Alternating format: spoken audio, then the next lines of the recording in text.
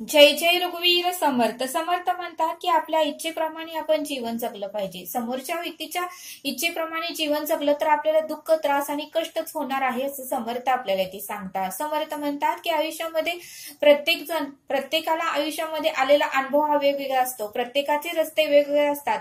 त्याप्रमाणे प्रत्येक व्यक्ती ही आपल्या अनुभवानुसार आपल्याला निर्णय सांगत असते. पण आपल्याला आयुष्यात आलेला अनुभव हा त्या समोरच्या व्यक्तीपेक्षाही वेगळा असतो आणि आपल्याला आयुष्यात आलेल्या अनुभवानुसार आपण निर्णय घेतो. पण समोरची व्यक्ती त्याला जे अनुभव आले असतात त्याप्रमाणे आपल्याला निर्णय घ्यायला सांगते. पण समर्थ म्हणतात की समोरच्या व्यक्तीच्या इच्छेप्रमाणे आपण त्याचं ऐकू नये किंवा तो म्हणतोय तसं करू नये. आपल्याला जे आवडतं, आपल्याला ज्याच्यामध्ये आनंद मिळतो, आपल्याला जसा अनुभव आलाय त्याप्रमाणे आपण आयुष्यात निर्णय घेतले पाहिजेत असं समर्थ आपल्याला ते सांगतात. समर्थ म्हणतात की आपले जर आई वडील, बहीण भाऊ, नातेवाईक जे कोणी आपलं चांगलं इच्छित आहे ते सोडून बाकीच्या व्यक्तींना आपण खड्ड्यात पडावं, आपण नेहमी नाराज व्हावं, आपण दुःखी असावं, आपण वेदनेत असावं, आपल्याला नेहमी त्रास असावा, आपल्याला नेहमी टेन्शन असावं असं हे बाहेरच्या लोकांना वाटत असतं आणि त्यानुसार ते आपल्याला निर्णय सांगत असतात. मग समर्थ म्हणतात की त्यांच्या इच्छेप्रमाणे आयुष्य जगू नका. आपल्याला जसे आयुष्यामध्ये अनुभव आले त्याप्रमाणे आपण आयुष्य हे जगलं पाहिजे असं समर्थ आपल्याला ते सांगतात. समर्थ म्हणतात की बघा म्हणले, झाडाला शोभा कशामुळे आहे? सुंदर फुलं झाडाला येतात त्यामुळे झाडाला शोभा आहे. फळांच्या झाडाला शोभा कशामुळे आहे? तर फळ हे सुंदर आणि गोडसर त्या झाडाला लागलेले असते त्यामुळे त्या झाडांना शोभा असते. समर्थ म्हणतात की समुद्राला शोभा कशामुळे आहे? अफाट त्याच्यामध्ये पाणी असतं म्हणून समुद्राला शोभा आहे. नदीला तर शोभा कशामुळे? नदीला गोड पाणी आहे त्यामुळे नदीला शोभा आहे.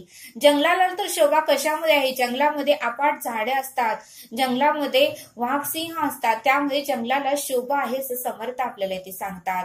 समर्थ म्हणतात की शेतीला तर शोभा कशामुळे आहे? सुंदर असं पीक येतं त्यामुळे शेती सुंदर दिसते आणि त्या पिकामुळे शेतीला शोभा येते असं समर्थ आपल्याला ते सांगतात. तसं समर्थ म्हणतात की आपल्यालाही शोभा कशामुळे आहे? आपण उत्तमाचं बोलणं आणि आपला उत्तमाचा स्वभाव आणि उत्तमाच्या कर्मामुळे आपल्यालाही शोभा वाढते आणि आपली ही किंमत वाढते असं समर्थ आपल्याला ते सांगतात. आणि म्हणून समर्थ म्हणतात की आपली शोभा वाढवण्याचा आपण प्रयत्न केला पाहिजे, आपली किंमत वाढवण्याचा आपण प्रयत्न केला पाहिजे असं समर्थांनी आपल्याला इथे सांगितलं.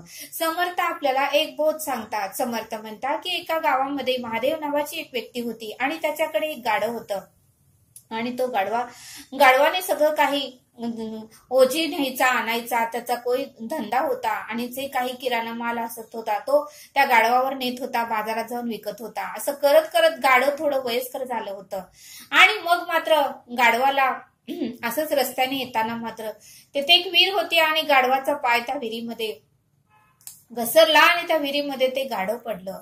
त्यावेळेस त्या मालकाला कळेना की आता त्या विहिरीतलं गाढव बाहेर तरी कसं काढायचं आणि मग त्या मालकाने खूप जणांची मदत मागितली. पण आता ते गाढव पण जड पण होतं वजनानं, त्यामुळे लोकांनाही कसं काढायचं कारण विहीर ही खोल होती. आता काय करावं आणि हा प्रश्न पडला. त्यावेळेस त्या मालकाने विचार केला की आता ह्या गाढवाला काढणं मात्र अशक्य आहे आणि ह्याचं वयही झालं आहे त्यामुळे आता ह्याला खड्ड्यातच पडू द्यावं आणि आपण मात्र ह्याला या विहिरीमध्ये समाधी देऊया. आणि त्यामुळे त्याने बरेच गावकरी लोकांना बोलवून आणलं आणि एक गाडी आणली आणि सर्व गावकरी लोकांना म्हणाले की आता हे गाढव खाली पडलेलं आहे आणि ह्याला आता आपण वरही काढू शकत नाही आणि हे वयस्करही झालेलं आहे त्यामुळे आता त्याला इथे विहिरीमध्येच मरू द्या. त्यावेळेस त्या गाढवाला वाईट वाटलं की आपण एवढे दिवस या मालकाची सेवा केली, एवढे दिवस याच्यासाठी ओझं वाहिलं, याच्यासाठी आपण आपलं आयुष्य पूर्णपणे दिलं आणि हा मालक मात्र शेवटच्या क्षणी मात्र माझी सेवा करायच्या ऐवजी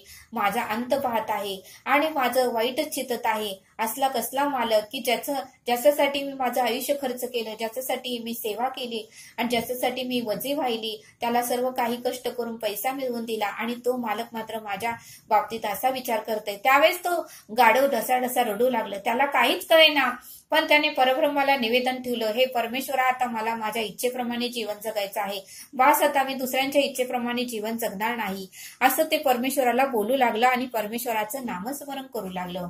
मग मात्र त्या मालकाने गाडी बोलवली आणि गाडीमध्ये बरेच लोकही आले. त्या लोकांना सांगितलं की मी तुम्हाला पैसे देतो, या विहिरीमध्ये विहीर पूर्णपणे भरोस्तोपर्यंत माती टाकायची. त्यावेळेस त्या लोकांनीही ठीक आहे म्हणाले आणि ट्रकने माती आणू लागले आणि त्या विहिरीमध्ये घालू लागले. मग मात्र गाढवा गाढवाला वाईट वाटू लागलं की का विहिरीमध्ये माती टाकत आहेत. मग जसं माती टाकू लागले तसं गाढव त्या मातीवर उभारू लागलं. अजून टाकू लागले, अजून मातीवर उभारायला लागलं. असं करत करत विहीर पूर्णपणे मातीने भरून गेली आणि मग मात्र गाढव काठावर आलं आणि काठावर आल्यानंतर मात्र गाढव आपोआपच चालत बाहेर आलं. मग मात्र त्या मालकाला वाईट वाटू लागलं, मी एवढा खर्च केला या गाढवाला येतेच त्याला मरण यावं, येतेच त्याचा मृत्यू व्हावा आणि ह्याचं वयही झालेलं आहे म्हणून मी एवढा खर्च केला, गाडी मागवली, माणसं मागवली, येथे मी माती टाकली, पूर्णपणे विहीर भरली आणि हे गाढव मात्र आयतं बाहेर आलं. त्यावेळेस त्या मालकाला दुःख झालं. पण गाढव मात्र त्या मालकाकडे ढुंकूनही बघितलं नाही. ते गाढव मात्र त्या मालकाला बघून न बघितल्यावानी केलं आणि ते मात्र तेथून निघून गेलं. आणि मग मात्र ते निघून गेल्यानंतर मात्र त्या मालकाला वाईट वाटू लागलं की मी एवढे दिवस याचा सांभाळ केला आहे ना, मला बघितलंही नाही, माझ्याशी बोलही नाही, बहुतेक हा नाराज झाला असावा असं त्या मालकाला वाटलं. आणि मग मात्र ते मालकही आपल्या घरी निघून गेले. आणि मग मात्र त्या गाढवाने ठरवलं की आता ह्या मालकाच्या घरी आपण चुकूनही जायचं नाही, कारण एवढे याची सेवा करून ह्याने मात्र माझं वाईटच चितलं, ह्यानं मात्र मला खड्ड्यात टाकण्याचाच प्रयत्न केला, ह्यानं मला दुःखी आणि कष्टातच ह्याला बघावं असं वाटलं. त्यामुळे आता ह्याच्या इच्छेप्रमाणे आपण जगायचं नाही, आपल्या इच्छेप्रमाणेच आता आपण राहिलेलं आयुष्य काढायचं. आणि ते गाढव मात्र निघून गेलं आणि आपल्या आनंदाने आपण जीवन जगायचं असं त्या गाढवाने ठरवलं. या बोधातून समर्थ म्हणले हे शिकायला मिळतं की आपण जगाची किती जरी सेवा केली, किती जरी त्यांच्यासाठी आपण सेवा केली, त्रास सहन केला, तरी प्रत्येक जण व्यक्ती ही अशी उत्तम विचार करणारी नसती. आपण त्यांची जर गरज पुरली की लोक मात्र आपल्याला विसरून जातात आणि मग मात्र त्या गाढवासारखी आपली ही अवस्था होती आणि मग मात्र लोक आपल्याला खड्ड्यात पाडण्याचा प्रयत्न करतात, आपल्याला दुःख देण्याचा प्रयत्न करतात, वेदना देण्याचा प्रयत्न करतात असं समर्थ आपल्याला इथे सांगतात. आणि म्हणून समर्थ म्हणतात की जीवन हे आपल्या इच्छेप्रमाणे आपण जगलं पाहिजे. आपल्याला जसे अनुभव येतात त्याप्रमाणे आपण आयुष्यामध्ये निर्णय घेतले पाहिजेत. कारण लोक हे फक्त आपल्याला सल्ला देतात आणि जर त्रास झालं, आयुष्यामध्ये कमी जास्त झालं, संसारामध्ये कमी जास्त झालं, संकट आली तर ते विचारायला सुद्धा येत नाहीत असं समर्थांनी आपल्याला इथे सांगितलं. आणि म्हणून समर्थ म्हणतात की आयुष्य हे आपल्या इच्छेप्रमाणे आपण जगलं पाहिजे असं समर्थांनी आपल्याला या बोधातून समजावून सांगितलं. तरी आता आपण इथेच थांबू. धन्यवाद. जय सद्गुरू.